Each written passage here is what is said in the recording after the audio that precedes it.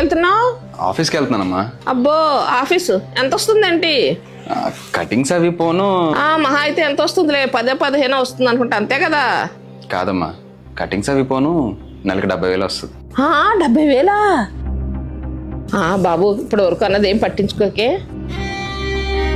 మా అబ్బాయి ఇంట్లో ఖాళీగా ఉన్నాడు, మా అబ్బాయికి కూడా మీ కంపెనీలో ఏదైనా ఉద్యోగం ఇప్పించచ్చు కదమ్మా. సరే చూస్తా. సరే బాబు, జాగ్రత్తగా వెళ్ళు. 70,000? ఏంట్రా చాలా రోజులు ఫోన్ చేసావు, ఏం సంగతి? ఏం లేదురా, నా పెళ్లి సెట్ అయింది, బాగా గ్రాండ్గా చేసుకుందాం అనుకుంటున్నాను. అంత రిచ్ పెళ్లికి రానికి నీ స్థాయి సరిపోదులే కానీ ఏదో స్కూల్ ఫ్రెండే కదని పిలుస్తున్నాను. నువ్వు మీ ఆవిడ కలిసి వచ్చేయండి, సరేనా? సరే. ఎందుకు ఎక్కడ ఉంటున్నావు? ఇక్కడే విశాలాక్షి నగర్లో గేటెడ్ కమ్యూనిటీ ఉంది కదా, అక్కడే ఉంటున్నాను. విశాలాక్షి నగర్లో గేటెడ్ కమ్యూనిటీలోనా? అవును. రెంట్ ఎంతరా?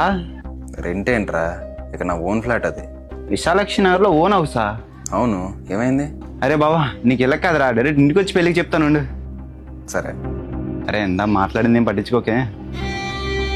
ఇంట్లో వాళ్ళు నీకు రెస్పెక్ట్ ఇవ్వాలన్నా, నిన్ను ఒకటి సార్ అనాలన్నా, 10 మంది నిన్ను గుర్తుపెట్టుకోవాలన్నా నీ దగ్గర ఉండాల్సింది డబ్బు.